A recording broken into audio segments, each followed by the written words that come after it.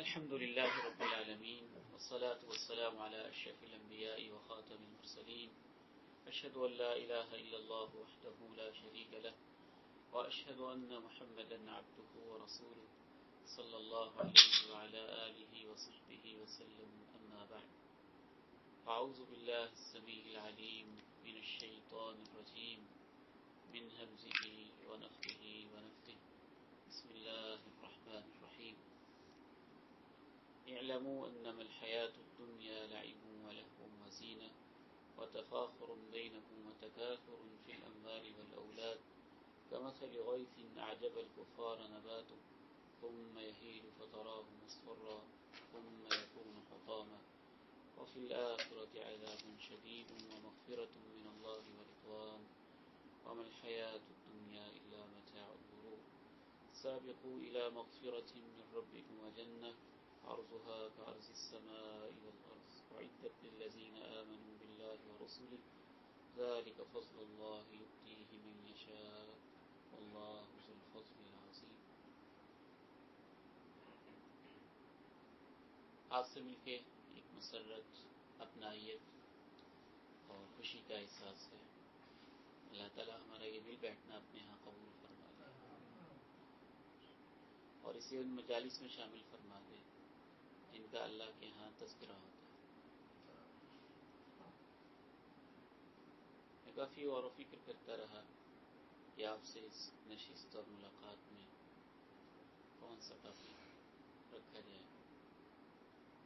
جو اللہ نے میرے دل میں ڈالا یہی ہے کہ ہم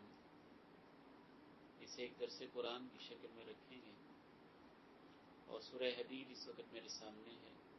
اس کی آیت نمبر 20 اور 21 اسی کا ترجمہ سمجھنے کی اور تفسیر سمجھنے کی کوشش کریں گے. اس آیت کے انتخاب کی ایک بنیادی وجہ یہ ہے وہ تو پورا ہی قرآن اس لائق ہے کہ اس کے لیے زندگی وقف کی جائے. خصوصاً ہمارے آج کے اس ماحول میں انسان عروج کی منازل طے کر رہا ہے اور اس نے کائنات کے نئے نئے راز دریافت کیے. زمین کی پرتوں کو کھولا ہے، سورج کی شعاؤں کو لیا ہے، چاند پہ پہنچنے کے لیے سر توڑ کوششیں اور مختلف قسم کے نت نئی ایجادات. انسان کی اس لحاظ سے کامیابیوں کی داستان نہ ختم ہونے والی ہے اور یہ جاری رہے. لیکن محسوس یوں ہوتا ہے کہ اس انتہا درجہ کی مصروفیات کے اندر جس انسان نے زمین کو دریافت کیا ہے اور آسمان پہ کمندیں ڈالی اور نئے نئے ایجادات دریافت کی، شاید کہ اس انسان نے اپنے آپ کو بہت کم دریافت کیا اور وہ بھی اپنے آپ کو دریافت کرنا اس لحاظ سے نہیں کہ میری فزیک کیا ہے، وہ تو انسان نے بہت دریافت کیا ہے، اس لحاظ سے کہ میرا مقصد زندگی کیا ہے اور دنیا کی حقیقت کیا ہے. بعض دفعہ مجھے تو یوں محسوس ہوتا ہے کہ شاید کئی مہینے گزر جاتے ہیں اور ہمیں خود اپنے آپ میں غور و فکر کا موقع نہیں ملتا. سلف الصالحین یہ کہا کرتے تھے تفکر ساعہ خیر من قیام لیلہ. چند لمحے انسان بیٹھ کے اپنے من میں ڈوب کر اپنی زندگی کے سراغ کو پانے کی جب کوشش کرتا ہے تو اس کے چند لمحات رات بھر کی عبادت سے بھی افضل ہو جاتے ہیں. تو اس حوالے سے قرآن مجید کی یہ آیت اس کے ساتھ خصوصاً میری ایک ذاتی طور پہ خاص اٹیچمنٹ سی ہے. جب بھی میں پڑھتا ہوں تو مجھے یہ یوں لگتا ہے کہ ہر انسان کی زندگی کا پورا نقشہ اس آیت میں اللہ تعالیٰ نے کھینچا اور بہت ساری چیزیں ایک ہی آیت کے اندر اللہ تعالیٰ نے سمیٹ دی. یعنی انسانی تمدن کے اول البشر سے لے کے آخری انسان تک کلچر بدلتے رہیں گے، ظاہری طور اطوار تو شاید بدلتے رہیں گے اور بدلتے رہے ہیں، لیکن جو بنیادی زندگی کے حقائق ہیں وہ یہی رہیں گے جو قرآن مجید نے یہاں بیان کر دیا ہے۔ آغاز کرتے ہیں، یہ سورہ حدید ہے اور آیت نمبر 20 ہے، اور اس کے بعد انشاءاللہ ہم 21 پڑھیں گے۔ اگر آپ میں سے کچھ احباب اپنے موبائل میں کھول کے سامنے رکھنا چاہیں تو بھی خوشی کی بات ہے، دیکھ سکتے ہیں۔ اگر ادھر زیادہ فوکس کرنا چاہیں تو بھی جیسے آپ کو مناسب لگے اور جیسے آپ بہتر سمجھیں۔ اس کی آپ تلاوت سماعت کر لیجئے، پھر انشاءاللہ میں ترجمہ اور تشریح اس کی کرتا ہوں۔ 40 منٹ کا ہمارا چلے گا جی، ٹھیک ہے، تقریباً انشاءاللہ کوشش کریں گے 40 سے 45 منٹ کے اندر یہ گفتگو ہم کلوز کر لیں گے انشاءاللہ۔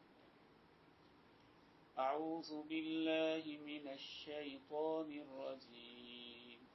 اعلموا انما الحیاة الدنیا لعب ولہو وزینة وتفاخر بينكم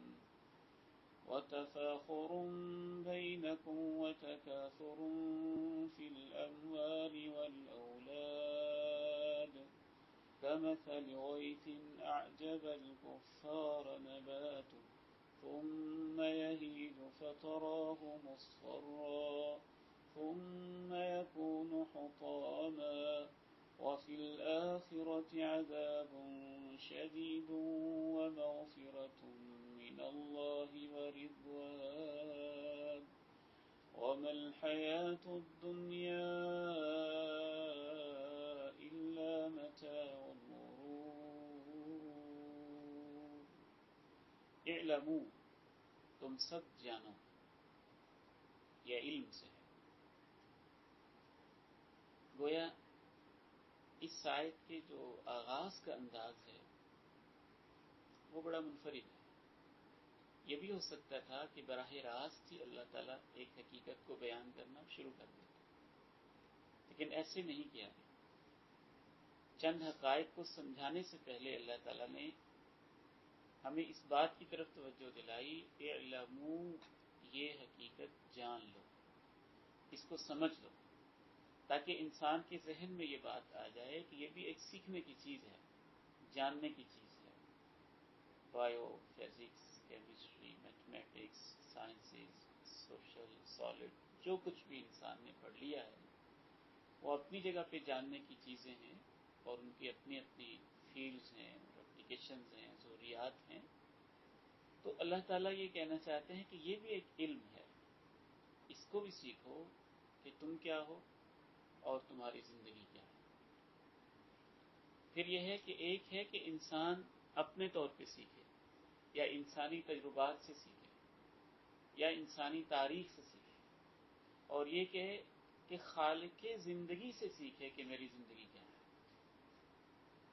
تو اس آیت میں خود اللہ جو زندگی کے خالق ہیں وہ انسان کو بتاتے ہیں کہ تمہاری زندگی کیا ہے۔ تو پہلا لفظ اس آیت میں آیا اعلموا، یہ ہمیں اچھی طرح ذہن میں رہ جانا چاہیے۔ اعلموا انما الحیاة الدنیا لعب ولہو وزینہ، جان لو، پہچان لو، جان لو، سیکھ لو، سمجھ لو، اور اس پہ یقین بھی کر لو۔ پھر دوسرا لفظ اللہ تعالیٰ نے استعمال کیا ہے انما۔ ایک ہے کہ سادہ انداز سے ایک حقیقت کو بیان کیا جائے کہ زندگی یہ ہے، اور ایک یہ ہے کہ ہے نتھنگ بٹ دس، اس کے علاوہ کچھ نہیں ہے، یہی ہے۔ تو اللہ تعالیٰ نے انما کا لفظ استعمال کیا جو بالکل ایگزیکٹ یہی معنی دیتا ہے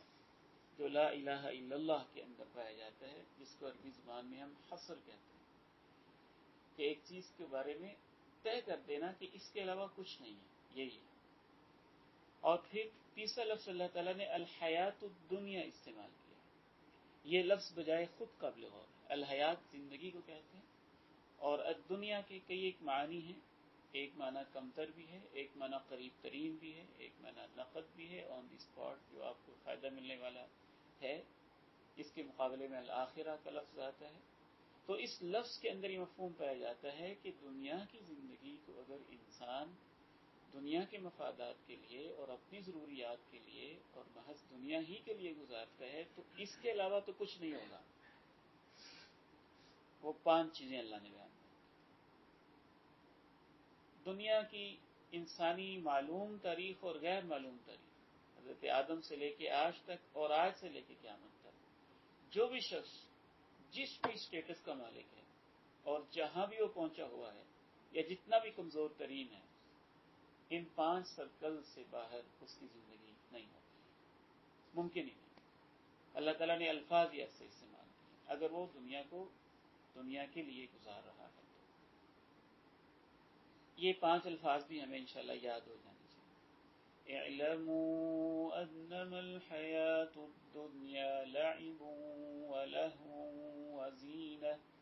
وتفاخر بینکم وتکاثر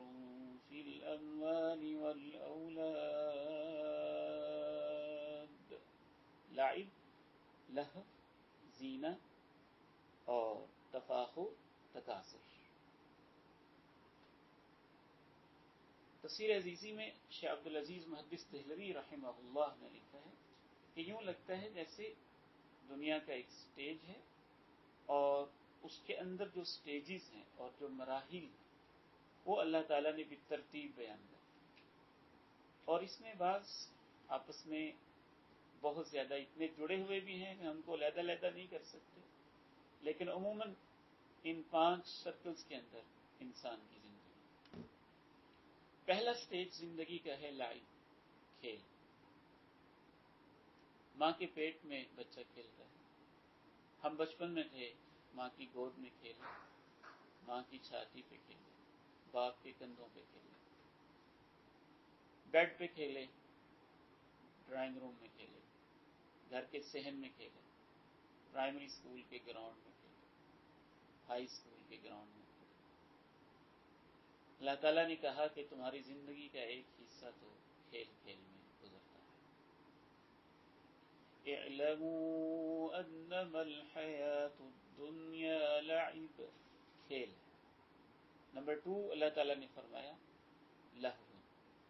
تماشا. لعب اور لہو کے اندر اہل علم نے ایک فرق یہ لکھا ہے کہ لہو ایسی چیز کو کہتے ہیں جو آپ کو نسبتاً زیادہ اہم چیزوں سے غافل کرتے ہیں، اور کم اہم چیزوں کے اندر جو لیس امپورٹنٹ ہیں ان کے اندر آپ مصروف ہو جائیں اور زیادہ اہم چیزوں سے آپ غافل ہو جائیں تو اس سٹیج کو لہو کہا جاتا ہے، جس کا ہم اپنی زبان میں ترجمہ کر دیتے ہیں تماشے کے طور. تو زندگی کا ایک سٹیج کھیل ہے. جس بھی تہذیب اور تمدن اور جس بھی تاریخ کا انسان ہے اس کا ایک حصہ تو کھیل میں گزرتا ہی گزرتا ہے، اور دوسرا حصہ اللہ تعالیٰ نے کہا لہو میں گزرتا ہے. یعنی امیچور ہونے کی وجہ سے اور شعور کے پختہ نہ ہونے کی وجہ سے جو غیر اہم چیزیں ہیں ان پہ تم اتنا فوکس کرتے ہو کہ جو اہم چیزیں ہیں ان سے تم زندگی کے سٹیج میں غافل رہ جاتے. میں عموماً جب اس کو تقسیم کرتا ہوں تو یوں لگتا ہے کہ زندگی کے پہلے 7-8 سال تو اس میں ہمارا بہت زیادہ کھیل کے اوپر فوکس ہوتا ہے، پھر ٹین ایج کے اندر لہو میں ہوتا ہے، ایسی چیزوں میں جو انسان کو دلچسپ لگتی ہیں، مزیدار لگتی ہیں، ان کے اندر انسان ہوتا ہے اور والدین توجہ دلا بھی رہے ہوتے ہیں تو جو زیادہ اہم چیزیں ہیں ان کو انسان بعض دفعہ نظر انداز کر رہا ہوتا ہے. زندگی کا تیسرا سرکل جو قرآن مجید نے بیان کیا وہ زینت ہے. زینت ظاہری ٹیپ ٹاپ، حسن و جمال، بیوٹیفیکیشن، تزئین اور آرائش، ہیئر سٹائل، ڈریس سٹائل، بننا، سنورنا، نکھرنا، خوبصورت نظر آنا، محفل میں نظروں کا مرکز بننا اور یہ سوچنا کہ سب سے خوبصورت میرے بال ہوں، میرے طور اتوار ہوں، میرا ڈریس ہو، میرا سٹائل ہو. اللہ تعالیٰ کہتے ہیں کہ زندگی کا تمہارا ایک سرکل ان چیزوں میں گزرتا ہے، اور خصوصاً آج کے اس دور میں تو اس سرکل کو بھی اتنا پھیلا دیا گیا ہے اور بڑے بڑے سپر سٹورز کے اوپر وہ چیزیں انسان نے بنا لی ہیں کہ بعض دفعہ لگتا ہے کہ انسان کے لیے فیصلہ بھی مشکل ہو جاتا ہے کہ زیب و زینت کی کون سی چیز کس سٹیج پہ کیسے اس نے اختیار کرنا ہے۔ وعلیکم السلام، تشریف لائیں۔ تو یہاں تک اللہ تعالیٰ نے 3 سٹیجز زندگی کے بیان کر دیے۔ دوبارہ آپ سماعت کر لیجیے۔ اعلموا انما الحیاة الدنیا لعب ولہو وزینہ، لعب ولہو وزینہ۔ ٹین ایج کے اندر ہی زینت کا بھی انسان کے اوپر بھوت ایسا سوار ہوتا ہے کہ گھنٹوں بننا سنورنا، آئینے کے سامنے کھڑے ہونا، اپنے آپ کو بنانا، اور بچیوں کا بھی یہ معاملہ ہوتا ہے، بچوں کا بھی یہ معاملہ ہوتا ہے۔ ہم خود زندگی کے سٹیج سے گزر کے آئے ہیں، کسی کی زندگی میں کم اور کسی کی زندگی میں زیادہ۔ اس چیز کے اوپر انسان کا بہت زیادہ فوکس اور بہت زیادہ اس کی توجہ ہوتی ہے۔ بعض دفعہ اس آیت مبارکہ میں غور کرنے سے یوں بھی محسوس ہوتا ہے کہ انسان زندگی کے جس سٹیج سے گزر رہا ہوتا ہے وہ اسی کو کل کائنات سمجھ رہا ہوتا ہے۔ جب اگلے سٹیپ پہ جاتا ہے تو اس کے لیے پچھلا سٹیپ ایک بے مقصد اور فضول سا اسے محسوس ہونے لگتا ہے، اور پھر نیکسٹ سٹیپ پہ وہ سمجھتا ہے کہ میں پہلے تو وہ غلط جا رہا تھا، اصل کام تو یہ کرنے کا۔ جب ہم ماں کے پیٹ میں تھے تو ہم رحم مادر کو ہی کل کائنات سمجھتے تھے، وہی ہماری موومنٹ، وہیں پہ ہماری خوراک کا اللہ تعالیٰ نے انتظام کیا ہوا تھا، اور ہماری ذہنی سطح اتنی محدود تھی کہ ظاہر ہے 9 ماہ کا بچہ جس کی ایک خاص موومنٹ بھی ہے، اس کو زندگی مل چکی ہے، اس کے اندر وہ بھی پھونکی جا چکی ہے، رحم مادر کے اندر سب کچھ ہم اس سے ہی سمجھتے تھے۔ پھر ماں کی چھاتی اور ماں کی گود کو ہی سب کچھ سمجھتے تھے۔ آپ اور میں اپنے بچپن کو یاد کریں تو کھیل کے سٹیج کے اندر ہمارے لیے 100 روپے کا وہ چھوٹا سا کھلونا اتنا قیمتی تھا کہ ہمیں وہ مل گیا تو ہم نے سمجھا کہ کل کائنات مل گئی، اور ہم سے وہ 100-200 روپے کا کھلونا چھن گیا تو ہم یوں آسمان سر پہ اٹھا کے روئے کہ جیسے ہم سے ہماری ساری دنیا ہی چھن گئی ہے۔ جس سٹیج میں انسان گزر رہا ہوتا ہے وہ اسی کو سب کچھ سمجھ رہا ہوتا ہے، اور اس کے لیے وہی سٹیج سب سے اہم بھی ہوتا ہے، اور اس سے آگے بعض دفعہ اس کی نگاہ جا بھی نہیں پاتی۔ اس سے ہم آگے بڑھے تو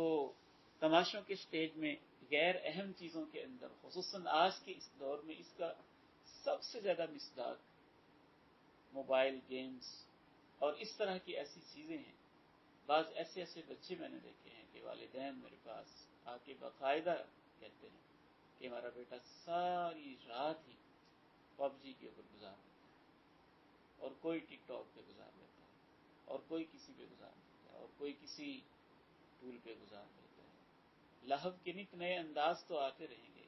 لیکن لائیو اور لہو یہ انسانی سرکل میں جو صرف دنیا کے لیے جیے گا اس کی زندگی میں یہ 2 سٹیجز بھی آئیں گے۔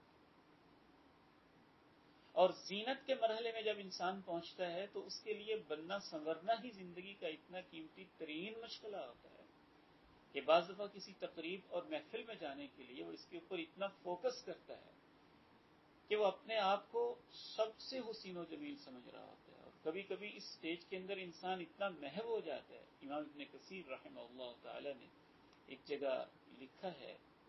کہ ایک خوبصورت نوجوان ایک محفل میں آتا ہے اور تمام محفل کے جتنے بھی حاضرین تھے یوں انگشت بدنداں ہو جاتے ہیں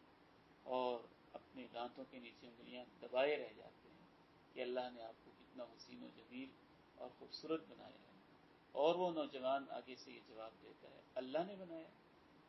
میں خود ایسی ڈائٹنگ، ایسی ایکسرسائز اور ایسی ورزش کرتا ہوں کہ اللہ بھی مجھے دیکھ لے تو میرے اوپر حیران ہو جائے۔ کبھی کبھی انسان اپنی زندگی کے سٹیج میں اتنا بھی غافل ہو۔ میرے والد محترم مولانا یوسف رحمہ اللہ ان کو جنت میں اعلیٰ مقام عطا فرمائے، ایک دفعہ میں بیٹھا ہوا تھا تو مجھے انہوں نے اسپیشلی پیغام بھیجا، اور پھر انہوں نے مجھے بتایا کہ بیٹا ایک نوجوان تھا، میں نے اس سے نماز کے بارے میں کہا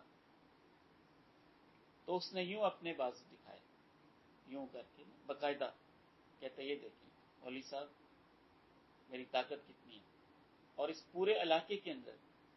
میرے مقابلے میں کوئی پہلوان ٹھہر نہیں سکتا ہے، اور میں سب کو چھاڑ دیتا ہوں۔ اور کبھی انسان اتنا بھی غافل ہو جاتا ہے اور اپنے آپ کو ایسا 30 مارخاں اور سب کچھ سمجھنے لگتا ہے کہ اس نوجوان کے یہ الفاظ تھے، اللہ تعالیٰ معاف فرمائے، دہراتے ہوئے بھی ڈر لگتا ہے، کہنے لگا کہ میں تو قبر میں چلا بھی گیا نا، میرے بازوؤں میں ایسی طاقت ہے، میں نے دایاں کندھا مار دیا تو قبر بھی کھل جائے۔ اس کے تکبر اور فخر کے اندر یہ الفاظ۔ ابا جی رحمہ اللہ والد گرامی فرماتے ہیں کہ چند دن کے بعد وہ بیمار ہو گیا، اور میں اس کی عیادت اور بیمار کرسی کے لیے گیا اور اپنا ہاتھ آگے بڑھا کے کہا السلام علیکم، تو اس کی آنکھوں میں آنسو تھے اور یوں اس کے بازو چار پائی کے ساتھ لپٹے ہوئے تھے، اور کہنے لگا معاف کرنا، میں سلام کرنا چاہتا ہوں لیکن مجھ سے ہاتھ اٹھایا نہیں۔ تو انسان زندگی کے بہت سارے سٹیجز سے گزرتا ہے، ان میں سے 3 سٹیجز اللہ تعالیٰ نے یہ بیان کیے۔ آگے چلتے ہیں۔ اعلموا انما الحیات الدنیا لعب ولہو وزینہ وتفاخر بینکم وتکاثر فی الاموال والاولاد۔ ایک چوتھا سرکل زندگی کا تمہارا اور چوتھا سٹیج یہ ہوتا ہے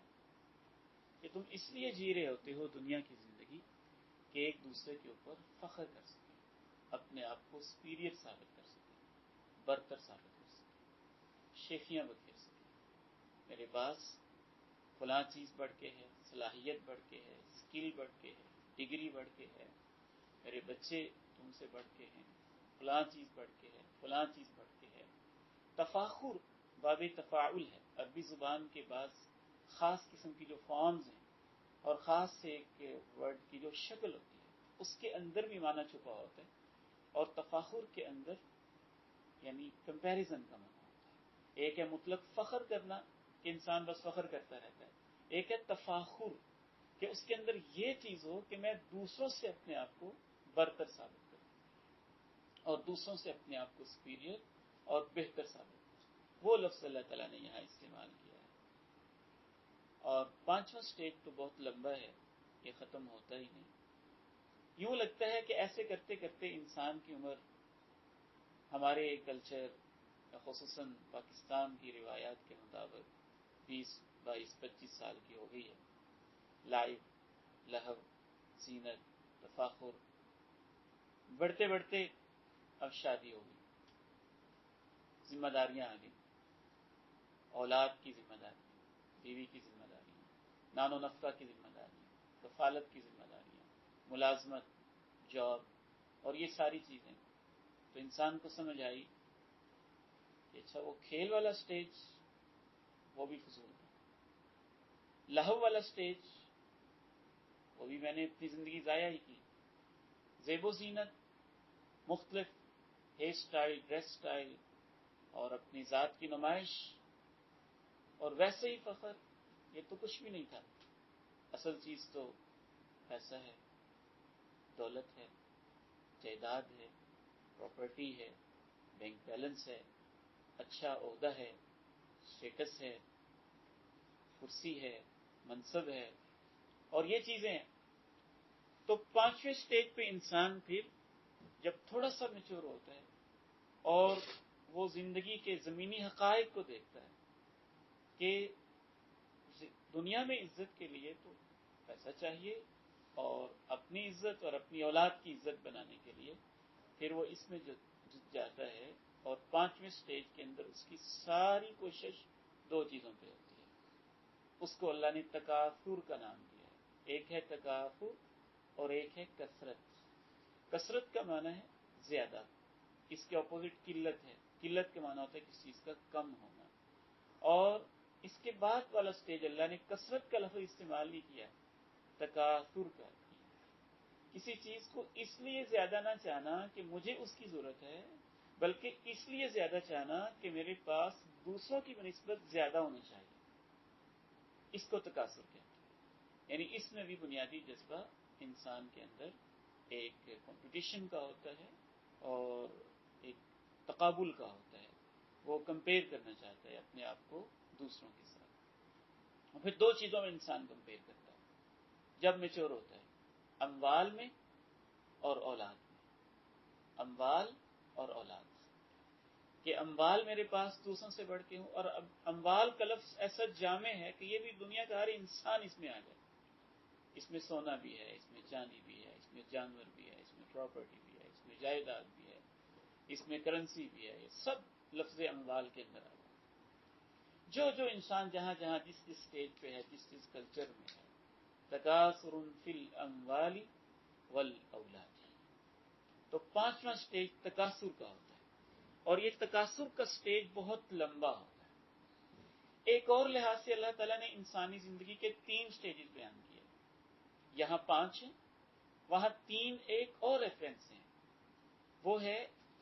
اللہ تعالیٰ نے قرآن مجید میں کہا کہ اللہ وہ ہے جس نے تمہیں خلقکم من ضعف، پیدا کیا کمزوری میں۔ کتنا کمزور ہوتا ہے انسان جب ہم پیدا ہوتے ہیں، ہاتھ تک نہیں اچھی طرح سے ہلائے جاتے، اشارہ نہیں کر سکتے، بول نہیں سکتے، بیٹھ نہیں سکتے، خود کروٹ نہیں بدل سکتے۔ کمزوری میں اللہ تمہیں پیدا کرتا ہے، پھر کمزوری کے بعد من بعد ضعف قوہ، اللہ تعالیٰ تمہیں طاقت دیتا ہے، تم عنفوان شباب میں آتے ہو، پھر شباب میں آتے ہو، پھر کڑیل جوان ہوتے ہو، پھر جوانی کی بام عروج تک پہنچتے ہو، تم طاقت کے اندر طاقت حاصل کرتے جاتے ہو، اور 40 سال کی عمر کو اللہ نے کہا کہ یہ تمہاری طاقت کا پیک ہوتا ہے۔ 40 سال کی عمر کے بعد پھر اللہ تعالیٰ نے ایک اس آیت کو اور اس آیت کو ملا کے دیکھا جائے تو تیسرا سٹیج اللہ نے بیان کیا، پھر تمہارا زوال شروع ہوتا ہے۔ ثم جعل من بعد قوة ضعفا وشیبا، پھر بھرپور طاقتوں کے بعد پھر تم زوال کا سفر شروع کرتے ہو، اور پھر کمزور پڑنے لگتے ہو۔ وہی انسان جو 1 من کا بوجھ اپنے کندھے پہ اٹھا لیتا تھا، اب وہ 1 گلاس بھی نہیں پکڑ پاتا ہے،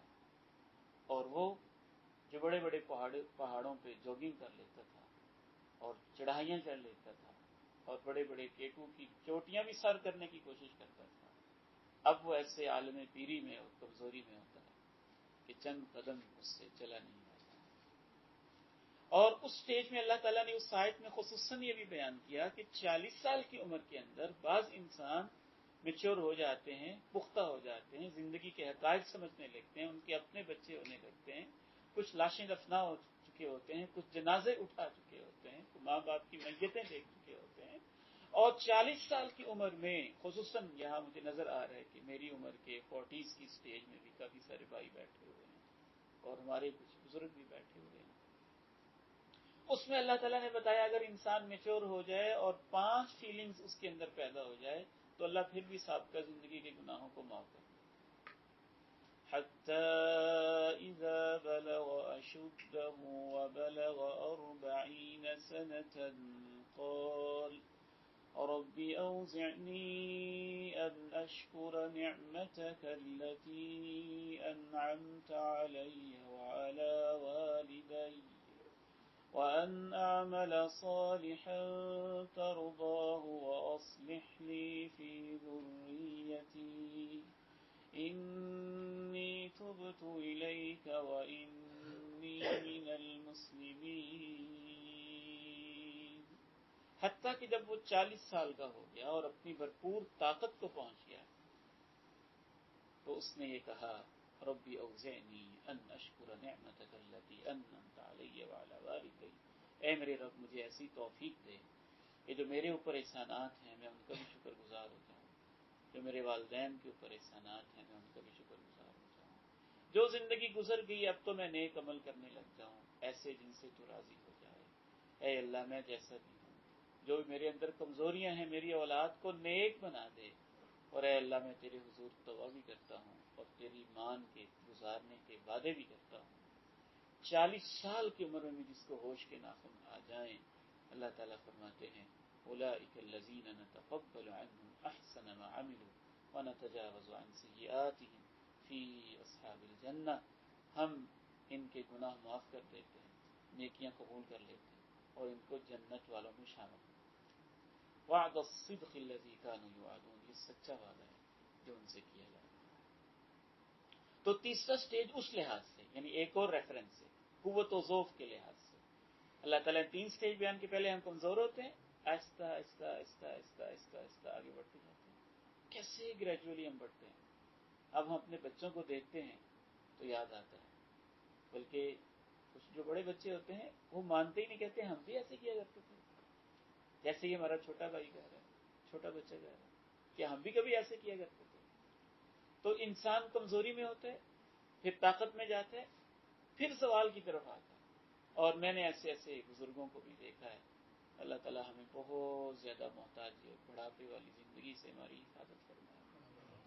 جس میں انسان دوسروں پہ بہت زیادہ ڈیپینڈنٹ ہو جائے، اور بڑھاپے کی ایک اپنی زندگی اور ایک اپنی کہانی، کیونکہ میں نے اپنے والدین کو بڑھاپے میں بہت قریب سے دیکھا، اور میں سمجھتا ہوں میری زندگی کا میرے لیے سب سے بڑا اعزاز اور میرے اوپر سب سے بڑا اللہ کا فضل اور سب سے بڑا احسان یہ ہے کہ بڑھاپے میں اللہ نے مجھے ان کی خدمت کا موقع دیا، جس سے امید ہے کچھ آخرت بھی بنی اور زندگی کے حقائق قریب سے دیکھے بھی اور سمجھ بھی آئے۔ میں نے والد محترم کو ایک دفعہ دیکھا، رو رہے تھے۔ میں نے پوچھا ابا جی کیا بات ہے؟ ابا جی ہم کو پیار سے کہتے ہیں۔ تو کہنے لگے بیٹا بس جب جوانی تھی سجدے کیے تو اتنا لطف نہیں آتا تھا، اب سجدہ کرنے میں لطف بڑا آتا ہے، اور اب لمبے سجدے ہوتے نہیں۔ کبھی کمزوری میں اس حد تک کہتے کہ پیچھے سے میری کمر پکڑ لو، اور میں چاہتا ہوں کہ میں لمبا سارا سجدہ کروں تو میں خود کر نہیں سکتا۔ اور آپ یقین مانیں، میں اپنے بیٹوں سے خصوصاً کہنا چاہتا ہوں، اللہ کو سجدہ کرنا کتنی بڑی نعمت ہے، یہ مجھے اپنے والدین کو دیکھ کے بڑھاپے میں خصوصاً احساس ہوا۔ والدہ محترمہ کو ڈاکٹر نے روک دیا کہ آپ ہارٹ پیشنٹ بھی ہیں، کمر کا مسئلہ بھی ہے، تو آپ نے سجدہ نہیں کرنا۔ تو امی جی فرمانے لگی بیٹا وہ بھی کوئی زندگی ہے جس میں سجدہ ہی نہ ہو، وہ بھی کوئی زندگی ہے جس میں ہم اللہ کو سجدہ نہ کر سکیں۔ تکلیف ہوتی ہے، ہو جائے کہ سجدے کے بغیر تو مجھ سے نہیں رہا جائے۔ تو والد محترم فرمانے لگے کہ جب لمبے سجدے کر سکتے تھے، حالانکہ الحمدللہ والدین کو بڑے قریب سے دیکھا، امی جی خود فرماتی تھی کہ بیٹا الحمدللہ 13 سال کی عمر میں تہجد شروع کی تھی، اور نہیں مجھے امید ہے کہ ان کی تہجد قضا نہیں ہوئی، اور آخری رات بھی اللہ تعالیٰ نے ان کو نفل پڑھنے کی توفیق عنایت فرمائی۔ لیکن پھر بھی ایک دفعہ بہنیں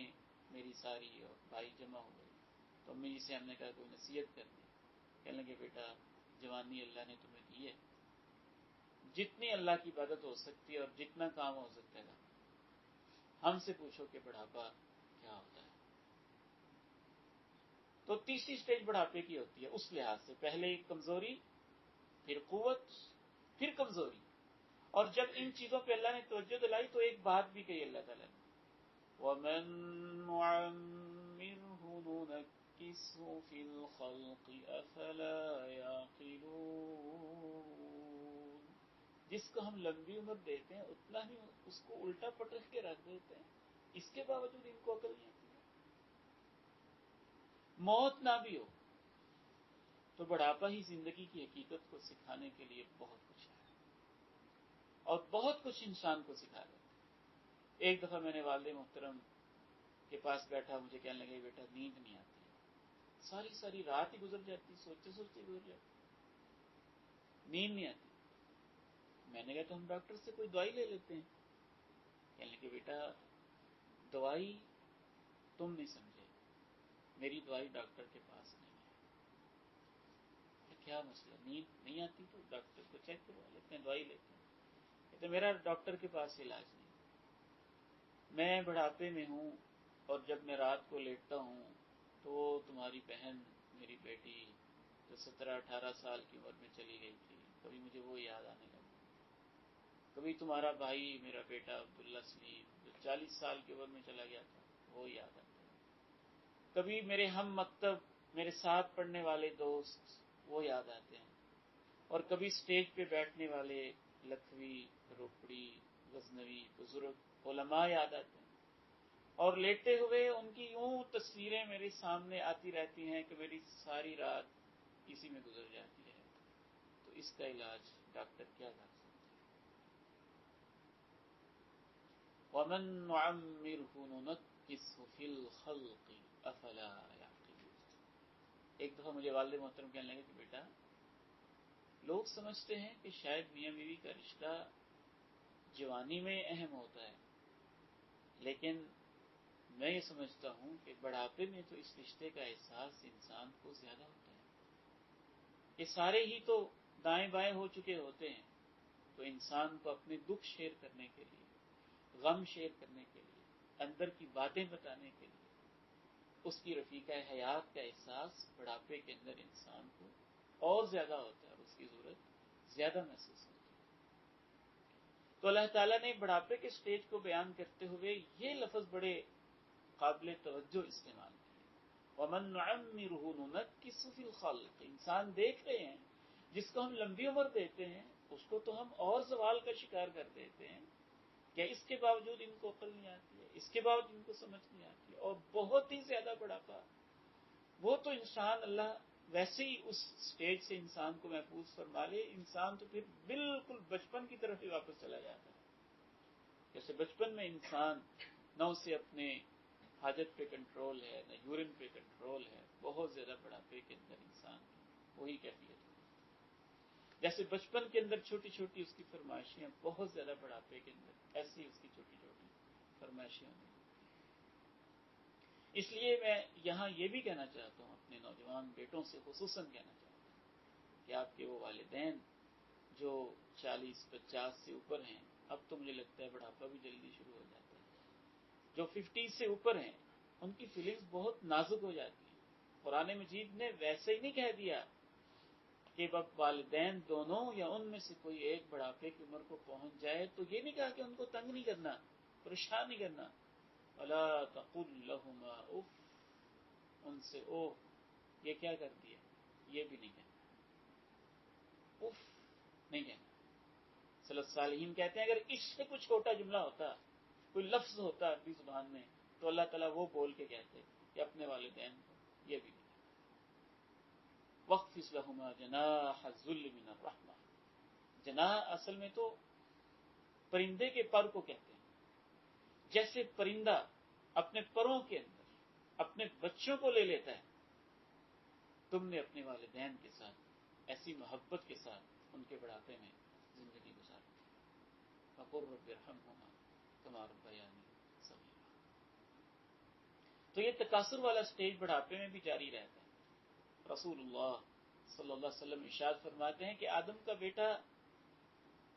ویسے بوڑھا ہو رہا ہوتا ہے لیکن دو چیزیں اس کی جوان ہو رہی ہوتی ہیں۔ تو بڑھاپے کے اندر بھی مال اور مجھے اور عمر ملے، یہ اس کی خواہش تو جوان رہتی ہے، اور اس کی یہ فیلنگز اور اس کے احساسات تو باقی رہتے ہیں۔ اس لیے تکاثر کا سٹیج بہت لمبا ہوتا ہے، بعض دفعہ یہ پانچوں سرکلز کے اندر ساتھ ساتھ بھی چل رہا ہوتا ہے۔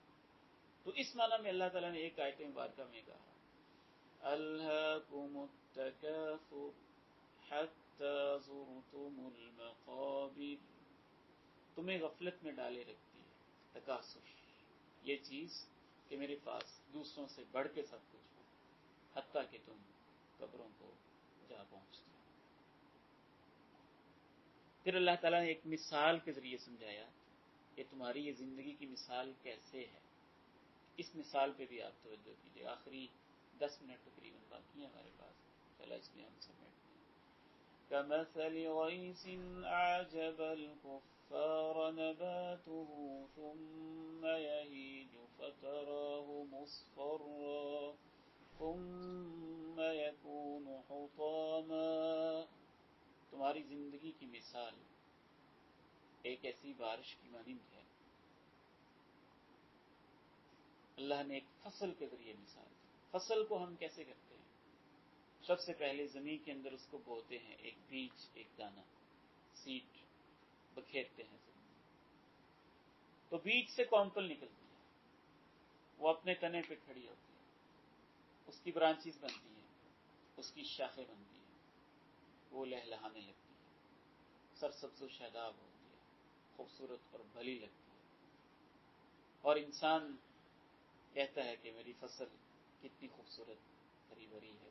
اس کے دل میں خوشی امڑنے لگتی ہے کہ جو چھوٹا سا بیج میں نے بویا تھا آج کونپلیں نکال کے تنوں پہ کھڑے ہو کے اس کی شاخیں بن چکی ہیں۔ پھر وہ فصل مرجھانے لگتی ہے اور پھر وہ فصل کاٹ لی جاتی ہے اور چورا چورا اور ٹکڑے ٹکڑے جاتے ہیں۔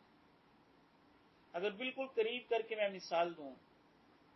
کاش میرے ہاتھ میں کوئی پھول ہو، میں بتاؤں کہ ہماری زندگی کیسے ہوتی ہے۔ جیسے پھول کے، گلاب کے پھول کے سٹیجز ہیں، اس کا ایک سیڈ اور بیج بویا گیا، ایک ننھی سی کونپل نکلی تو خود کھڑی بھی نہیں ہو سکتی، پھر اس کی شاخیں بنی، اس سے اور پھول لگے، پھر وہ پھول مرجھانے لگے، اور ان کی مختصر سی زندگی کے بعد ایسے مسلے گئے اور ایسے کاٹ لیے گئے کہ گزرنے والے کو اندازہ بھی نہ ہوا کہ یہاں گلاب کے پھولوں کی فصل بھی ہوتی تھی، یا یہاں کوئی گندم کی فصل بھی ہوتی تھی، یہاں کوئی دھان کی یا چاول کی فصل بھی ہوتی تھی۔ اللہ نے کہا تمہاری زندگی بالکل اس فصل کی طرح۔ اللہ کی مثالیں تو بہت گہری ہوتی ہیں۔ ایک بیج کی طرح رحم مادر کے اندر ہمیں بویا گیا، ایک کونپل کی طرح جیسے وہ زمین کے سینے سے بیج نکلا، ہم رحم مادر سے اس دنیا میں نمودار ہوئے اور ہم نے آنکھیں کھولی۔ جیسے وہ ایک ننھی سی کلی اور ننھی سی شاخ تھی، ایسے ہم ننھا سا بچپن ہم نے گزارا۔ جیسے وہ اپنے تنے پہ پر کھڑا ہو گیا، ہم اپنے پاؤں پہ جوانی کے سٹیجز میں گئے۔ جیسے اس کی مزید شاخیں لگیں، برانچز بنی، اس کے اوپر پھل لگے، ایسے ہماری اولادیں ہوئیں، بیٹے ہوئے، بیٹیاں ہوئیں، پوتے ہوئے، پوتیاں، نواسے، نواسیاں ہوئیں۔ جیسے پھر وہ فصل مرجھانے لگ گئی اور آہستہ آہستہ مرجھاتے مرجھاتے مرجھاتے چورا چورا ہو گئی، ہماری زندگی کی فصل ایسے مرجھانے لگی کہ مرجھاتے مرجھاتے مرجھاتے ہم موت کی آغوش میں گئے، اور جیسے یہ اندازہ ہی نہ ہوا کہ یہاں کوئی فصل ہوتی تھی۔ جب بات ہمارے پوتوں، نواسوں اور پڑپوتوں تک پہنچی تو ان کو تو کب خیال ہوتا ہے کہ یہاں کوئی پردادا اور دادا جی بھی ہوتے تھے۔ ہمارا نام و نشان اس دنیا سے ویسے ہی ملا جیسے اس فصل کے سٹیجز ہوتے ہیں، ویسے ہی ہماری زندگی کے سٹیجز ہوتے ہیں۔ پھر اللہ تعالیٰ نے بتایا کہ تم اس کو سب کچھ نہ سمجھو، جو کچھ ان تمام سٹیجز کے اندر تم کرتے ہو تمہارا اس کا حساب بھی تو ہے۔ وَفِي الْآخِرَةِ عَذَابٌ شَدِيدٌ، یہ دنیا کی زندگی ہے، اور اس کے بعد جو اگلی زندگی تمہاری شروع ہونے والی ہے۔ اب بالترتیب یہ پانچوں سٹیجز دیکھیں۔ لائف کا سٹیج ہم نے گزارا تو اسے سب کچھ سمجھا، لہب میں آئے تو اسے سب کچھ سمجھا، زینت کی دنیا میں آئے، سرکل میں آئے تو اسے سب کچھ سمجھا، تفاخر میں آئے تو اسے سب کچھ سمجھا، تکاثر میں آئے تو اسے سب کچھ سمجھا۔ اس دوران کسی کی بچپن میں، کسی کی جوانی میں، کسی کی بڑھاپے میں آنکھیں بند ہوئی اور اگلی زندگی شروع ہوئی، تو پھر سمجھ آئی کہ وہ تو سب کچھ ہی دھوکا تھا، اصل زندگی تو اب شروع ہو رہی ہے۔ وَفِي الْآخِرَةِ عَذَابٌ شَدِيدٌ، زندگی یہاں ختم نہیں ہوئی، جو اگلی زندگی ہے اس میں یا تو سخت عذاب ہے، وَمَغْفِرَةٌ مِّنَ اللَّهِ، یا اللہ کی طرف سے بہت بڑی معافی ہے۔ من اللہ کے الفاظ یہاں بہت خوبصورت ہیں، اللہ کی طرف سے بہت بڑی معافی۔ تنوین کے بھی معنی ہوتے ہیں، یہاں تنوین کا معنی تعظیم، بہت بڑی معافیاں اللہ کی طرف سے، اور رضوان اور بڑی رضامندی کہ اے میرے بندے میں تیرے اوپر راضی ہوں۔ وَمَا الْحَيَاةُ الدُّنْيَا إِلَّا مَتَاعُ الْغُرُورِ، اور جو دنیا کے لیے گزاری تھی، خلاصہ یہ ہوا کہ وہ تو پھر دھوکے کے سوا کچھ بھی نہ ہوا۔ اس کے حوالے سے تو انسان کے پاس کچھ بھی نہ آیا۔ میں نے ایسے ایسے بزرگ دیکھے ہیں، کھٹیاں ہمارا علاقہ کے قریب ایک قصبہ ہے، بہت بچپن کے اندر میں والدہ کے ساتھ وہاں سے گزر رہے تھے، وہاں بیٹھے ہوئے تھے، تو ایک بابا جی رو رہے تھے اور اونچی اونچی آواز میں، اور وہ جس ہوٹل کے پاس تھے اسی ہوٹل کے وہ مالک تھے۔ لیکن بڑھاپے میں جیسے انسان پریشان ہوتا ہے، پریشانی کے اندر اونچی اونچی آواز سے کہہ رہے تھے اگر میرے بس میں ہو تو میں ڈھول اپنے گلے کے اندر لٹکا کے گلی گلی جا کے اعلان کروں کہ کوئی اپنی اولاد کے نام پہ جائیداد نہ لگائے زندگی میں نے ان نکموں کو اپنی جائیداد دی ہے، اب یہ مجھے پوچھتے ہیں۔ جب ہم پنجاب یونیورسٹی پڑھتے تھے تو ہمارا ایک فنکشن تھا وہاں کی انارکلی والی سائٹ پہ، جیسے کلاس فیلوز کا ہوتا ہے، تو کافی ہم لیٹ ہو گئے، تو رات کے تقریباً کوئی 11-12 بجے ہم وہاں سے گزر رہے، تو وہاں ایک بابا جی وہ بیچارے پھر رہے، اور ہم نے سرے راہ ان سے پوچھے بابا جی اس ٹائم آپ کیسے، خیریت تو ہے؟ کہنے لگے میرے بیٹے ہیں، میں نے کسی کے نام پہ جائیداد نہیں لگوائی۔ تو سارے ہی مجھے نہیں پوچھتے، ہر ایک کہتا ہے میرے نام پہ لگا دو، وہ کہتا ہے میرے نام پہ لگا دو، وہ کہتا ہے میرے نام پہ۔ دنیا کے بڑے تلخ حقائق بھی ہیں زندگی میں جو ہم دیکھتے ہیں، اور زندگی کے ان حقائق پہ انسان کو غور کرتے رہنا چاہیے، اور خلاصہ پھر اللہ تعالیٰ نے اسی طرح بیان کیا وَمَا الْحَيَاةُ الدُّنْيَا، اگر دنیا کو دنیا کے لیے گزارا جائے تو دھوکے کے سوا یہ کچھ بھی نہیں، اس کائنات کا خود خالق ہے، تو پھر تمہیں کرنا کیا ہے؟ آخر میں ہم اگلی آیت کو مختصر دیکھ لیتے ہیں۔ سابقوا إلى مغفرة من ربكم وجنة عرضها كعرض السماء والأرض أعدت للذين آمنوا بالله ورسله ذلك فضل الله يؤتيه من يشاء والله ذو الفضل العظيم۔ یہاں پھر اللہ تعالیٰ نے سابقو کمپیریزن والا لفظ استعمال کیا، سابقو بیٹھو نہیں، دوڑ لگاؤ، اتنی دوڑ لگاؤ کہ کوشش کرو کہ دوسروں سے آگے نکل جاؤ، لیکن کس کے لیے؟ الی مغفرہ، اپنے رب کی معافی لینے کے لیے، وجنہ، اور وہ جنت لینے کے لیے جس کی چوڑائی آسمان اور زمین کے برابر ہے، اور عدت، اور وہ بالکل تیار ہے ان لوگوں کے لیے، للذین آمنوا باللہ ورسولہ، جو اللہ اور اس کے رسول کو سچے دل سے، رسولوں کو سچے دل سے مان چکے۔ ذالک فضل اللہ یؤتیہ من یشاء، یہ اللہ کا فضل ہے، جسے وہ چاہتا ہے دے دیتا ہے، واللہ ذو الفضل العظیم، اللہ تو بڑے ہی فضل ہے۔ مقصد یہ نہیں کہ زندگی میں انسان کچھ کرے نا، مقصد یہ ہے کہ اللہ نے جو اگلی آیت میں بتا دیا ہے کہ زندگی کو گزارتے ہوئے انسان کی ڈائریکشن، اس کی توجہ، اس کی سمت، اس کا فوکس اور اس کا دھیان اگلی سٹیجز پہ رہنا چاہیے۔ اگر وہ اگلی سٹیجز پہ نہیں رکھتا ہے تو اس کے ہاتھ کچھ نہیں آئے گا۔ وَمَا الْحَيَاةُ الدُّنْيَا إِلَّا مَتَاعُ الْغُرُورِ، اور اپنی آخرت کو سامنے رکھتے ہوئے انسان زندگی گزارے۔ اس موقع پہ ایک بات میں ضرور عرض کرنا چاہوں گا کہ آج کی تیز ترین زندگی کے اندر تو ہم خصوصاً دیکھتے ہیں کہ انسان کی رفتار بہت تیز ہے، اتنی تیز ہے، اتنی تیز ہے، اور اتنی مصروفیات ہیں کہ واقعی اسے بعض دفعہ کئی ہفتوں، مہینوں اپنی زندگی پہ غور و فکر کا اور سوچنے کا موقع نہیں ملتا، جبکہ یہ بہت اہم چیز ہے۔ خلوت کے لمحات اور چند منٹ کے لیے بیٹھنا، زندگی سٹیجز پہ غور کرنا، ریزلٹس نکالنا، فائنڈنگز لینا، اور کچھ پھر فیصلے کرنا، اور آخرت کے حوالے سے پلاننگ کرنا، بالکل ایسے ہی جیسے لائف سکلز والے اور مختلف قسم کے ٹائم مینجمنٹ والے لوگ آپ کو ورکشاپ اور ٹریننگ کرواتے ہیں خاص پروفیشنل لائف کو بہتر بنانے کے لیے، اس سے کہیں زیادہ ہمیں ضرورت ہے سیلف ٹریننگ کی اور اپنی تربیت کی، اپنی آخرت کی پلاننگ کی، کہ اس کے لیے ہم نے کیا کیا اور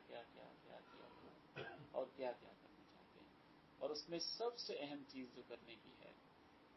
وہ ہماری انویسٹمنٹ، سب سے بہترین ہماری اولادیں، ہمارے بچے، ان کے اوپر ایک انویسٹمنٹ دنیا کی ہے اور ایک انویسٹمنٹ آخرت کی ہے، ایسی یہ آخرت میں ہمارے لیے صدقہ جاریہ ہونا چاہیے۔ ان کی تربیت کے چیلنجز اور ان کو دین کے علم کے ساتھ جوڑنا، جوڑنے کے بھی میں سمجھتا ہوں کہ 3 لیولز۔ ایک یہ ہے کہ جو فرضی لیول ہے اور ہر بندے کے اوپر فرض ہے کہ کم از کم اپنی اولاد کے اوپر ایسی توجہ کرے کہ وہ دین کی راہوں پہ چلنے والی. اس وقت آگ لگی ہوئی ہے اور ہمارے بچے اس آگ کے اندر کودے ہوئے ہیں اور ان کو بچانا ہمارا بہت بڑا فرض ہے. اور اس کے لیے اللہ کے قرآن سے بڑھ کے کوئی چیز نہیں ہے. اللہ تعالیٰ کے قرآن کے ساتھ ان کو جوڑنا، ترجمے کے ساتھ ان کو جوڑنا، صحیح بخاری کے ساتھ ان کو جوڑنا، اور دین کا بنیادی اتنا علم اور فہم دینا کہ کم از کم وہ اپنی زندگی کی حقیقت کو سمجھ جائیں، ایمانیات کو سمجھ جائیں، ارکان اسلام کو سمجھ جائیں، حقوق کو سمجھ جائیں، آداب اور اخلاقیات کو سمجھ جائیں. یہ تو ہر شخص کے اوپر فرض ہے. اگر وہ یہ فرض ادا نہیں کر رہا ہے تو وہ سب سے بڑی خیانت کر رہا ہے اور سب سے قیمتی چیز کو ضائع کر رہا ہے. اور اللہ کے ہاں اس سے پوچھا جائے گا کہ اتنی قیمتی نعمت میں نے تمہیں اولاد جیسے دی تھی، تم اسے ضائع کر کے آ. ان اللہ سائل کل، اللہ پوچھنے والا ہے کل راع عما استرعاہ، ہر ایک سے جو اللہ نے اس کے ذمہ چیزیں لگائی ہوئی ہیں، حتیٰ کہ اللہ تعالیٰ ایک والد سے اس کی اولاد کے بارے میں پوچھے گا. یہ سب سے اہم کام ہے اور پہلا اور فرضی سٹیج یہ ہے کہ کم از کم بچوں کو اتنا شعور دے دیا جائے کہ ان کو ارکان اسلام کا، ارکان ایمان کا، قرآن مجید کے بنیادی ترجمے کا اور بنیادی ایمانیات کا اور دین کا فہم آ جائے. اس سے بہتر سٹیج جو اس سے زیادہ انویسٹ کرنا چاہے اس کے لیے یہ ہے کہ وہ اپنے بچوں کو اس لیول پہ لے جائے کہ وہ دین کے داعی بن جائے، دین کا بنیادی فہم بھی آ جائے، وہ اپنی پروفیشنل لائف بھی اختیار کریں. وہ بے شک انجینئر ہیں، وہ ڈاکٹر ہیں، جو بھی آپ نے فیوچر ان کی پلاننگ کی ہے، لیکن اس کے ساتھ ساتھ وہ اپنے فیلڈ کے اندر دین کی طرف دعوت دینے والے اور ان کو اس سے بڑھ کے علم آئے، وہ دین کے داعی بھی بن جائیں. اور تیسرا اور آخری اس سے بڑی انویسٹمنٹ جس کو اللہ خاص توفیق دے دے اور وہ یہ کام کر سکے تو ان کو دین کا عالم بنا دے. اور اگر وہ ان کو دین کے لیے وقف ہی کر دے کہ بیٹے آپ ویسے ہی دین کے لیے وقف ہیں، جیسا کہ بہت سارے سلف صالحین یہ خواہش رکھتے تھے، اور متخصص عالم بنا لے، اسپیشلسٹ، تو پھر تو اس کے کیا ہی کہنے. اللہ تعالیٰ سے دعا ہے کہ اللہ تعالیٰ اس آیت مبارکہ کی روشنی میں ہمیں اپنی زندگی کی حقیقت کو سمجھنے کی توفیق نصیب فرمائے. وآخر دعوانا الحمدللہ.